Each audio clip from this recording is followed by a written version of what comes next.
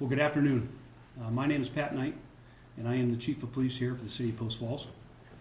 I want to thank all of you for being here today. If we look like we're zombies up here today, it's because we've gotten very little sleep, but we'll get through that. To my left here, up here with me, I've got the City of Post Falls Mayor, Ron Jacobson. We've got the Sheriff of Kootenai County, Ben Wolfinger, and the City of Coeur d'Alene Chief, Lee White. And we have the Chief from the Kootenai County Fire and Rescue, Dan Ryan. This has been a challenging event for this department, but with the support of these folks around us, we'll get through this. And I'm going to tell you a little bit about that incident right now. Real quickly, I'll set some ground rules. You all know that this is an active investigation, that there's limited information we can release at this time. I also wanted to apologize for not meeting with the media last night, but I'm sure you can understand we had one of our officers in a surgery, and I was going to make sure that we were there by their side until they came out. Thank you, Sheriff Wolfinger, for taking care of that last evening.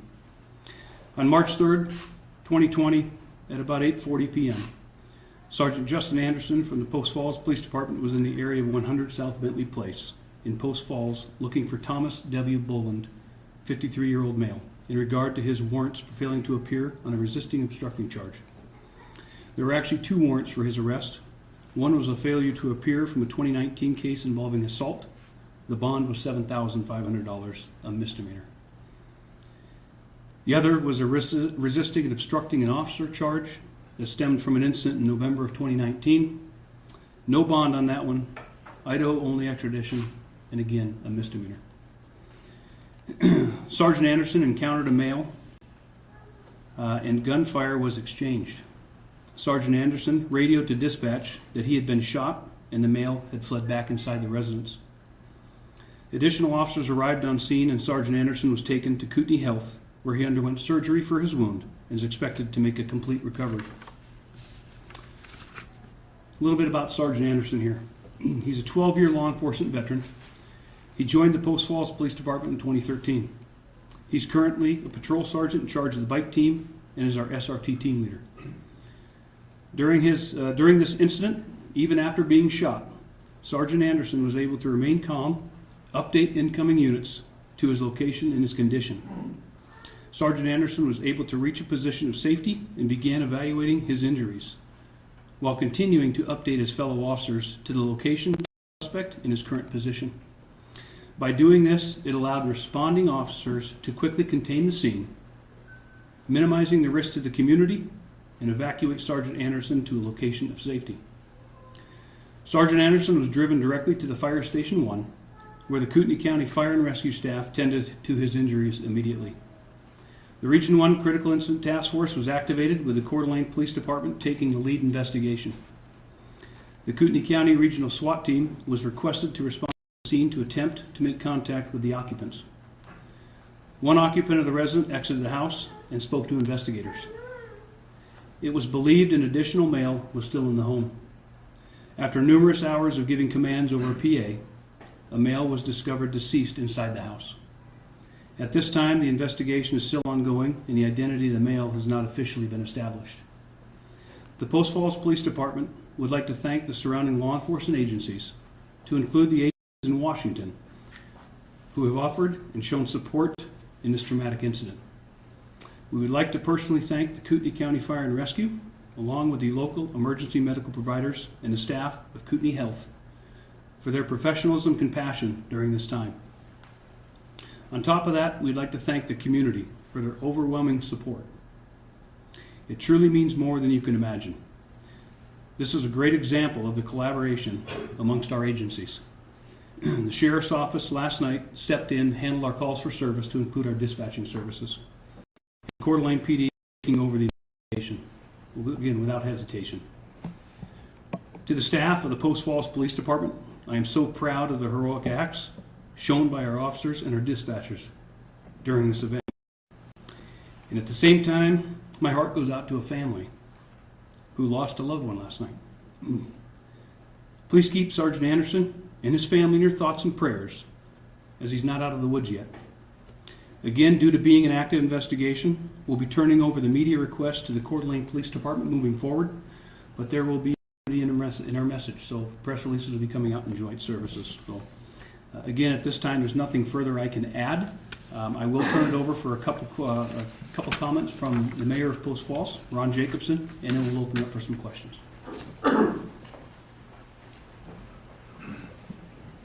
Thanks, Chief. You know, the situation that occurred last night is something that you hope never happens, especially in your own community. Unfortunately, it does, and it did. When Chief called me last night to brief me on the situation and told me that he was meeting Chief White from the Coeur d'Alene PD and turning the scene over to the Coeur d'Alene Police Department, I knew we were in good hands.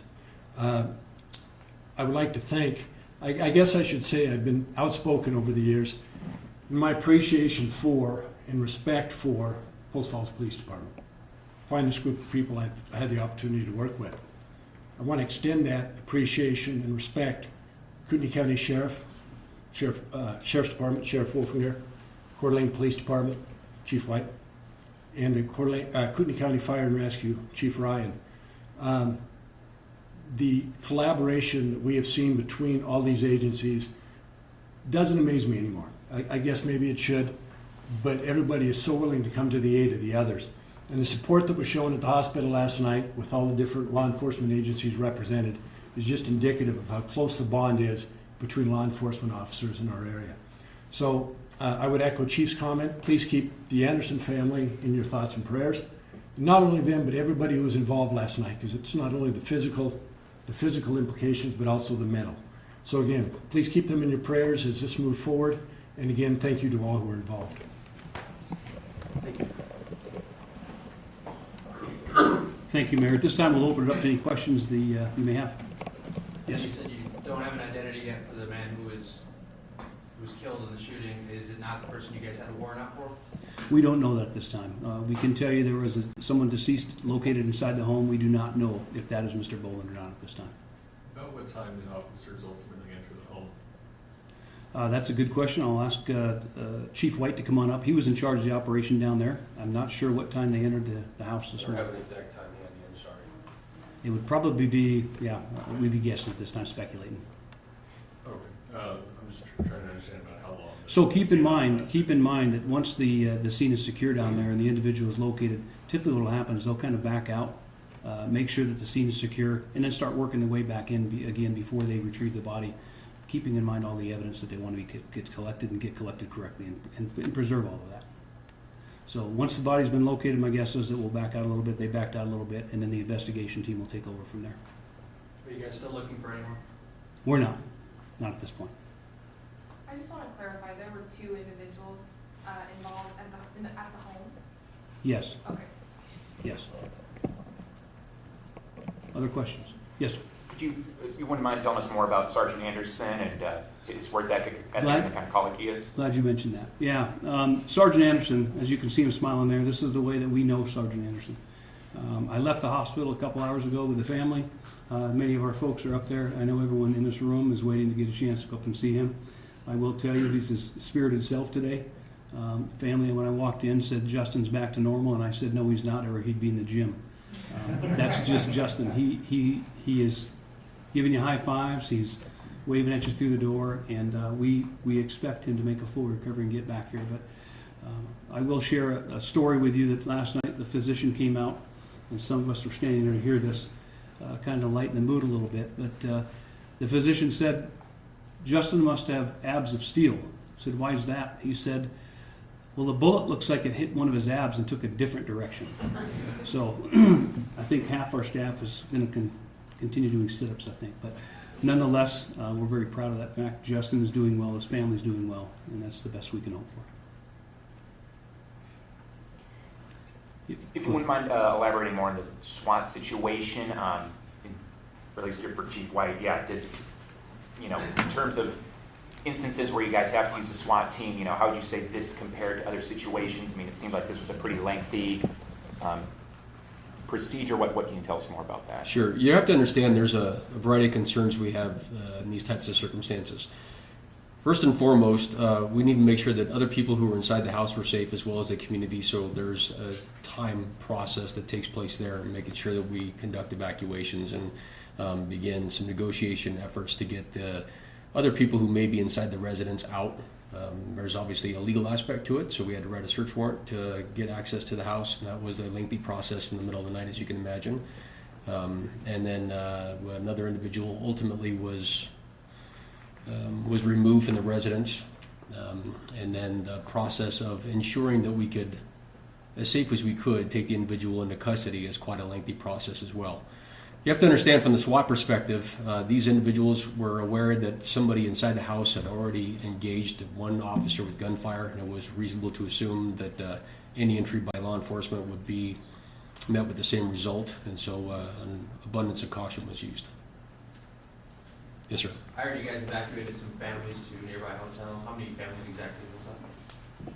I don't know exactly how many families, but it was pretty much all the houses that were immediately adjacent to the location where we were conducting our operations. Yes, ma'am. The person that exited the home, are they going to be facing charges? I can't answer that at this time, but it'd be inappropriate for me to answer that. Okay. Can you tell us anything about the cause of death of the person inside? It would be premature for me to talk about that as well. I would tell you, and I think you asked a question a little bit earlier, there did appear to be an exchange of gunfire outside the home.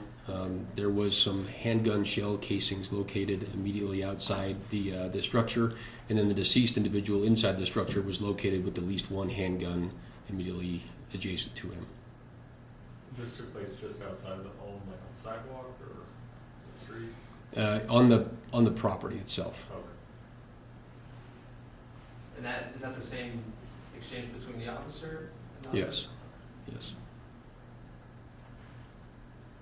We had heard from at least one neighbor living nearby, and correct me if I'm wrong, that team was using some kind of, for lack of a better word, robot or something like that in this instance. Can you confirm that, and what role did that play? Sure. As Pat and I alluded to earlier, we've got a great relationship with our surrounding law enforcement agencies, and so the Spokane Sheriff's Department, along with Spokane City, lent some resources to us last night. We used a robot. I don't know if it was from city or county. I believe it was the city's robot on one instance to try to clear as much of the home as we could. It was just an easier way for us to not put our officers in danger. We can use a device to conduct some of the clearing operations. Is it typical for a single officer to approach a home like that to make an arrest on warrants? It depends on the circumstances. Chief, can you tell us, was the person that left the house, was it a family member? Yes. Can you tell us the age approximately? I don't feel comfortable releasing that just yet because I would be guessing. I don't have that definitive in front of me. I'm sorry, Ralph.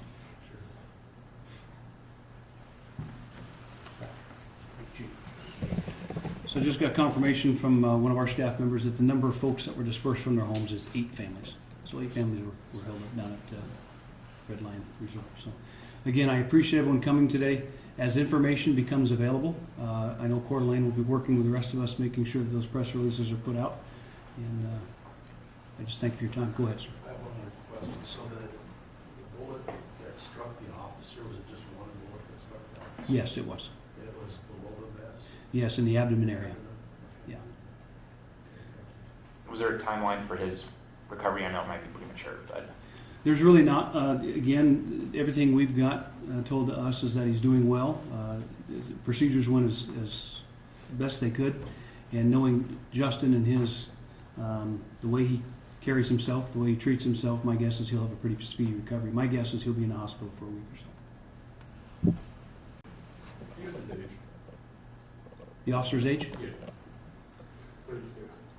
36 years old. I know he looks like he's 24. I have one more question. Yes. The firearm that you collected from the deceased person, if you did, can you tell us what that was or what caliber? I can't at this point. I know that again, Coeur d'Alene PD is handling the follow-up investigation, the criminal side of the investigation, so I don't know the calibers of that, but that should come out shortly. Ralph, we can see that there were multiple firearms in proximity to the person we found inside the house. Can didn't say there was multiple. There was multiple firearms in proximity to the deceased person inside the house. Legal firearms? I can't answer that question, we don't know.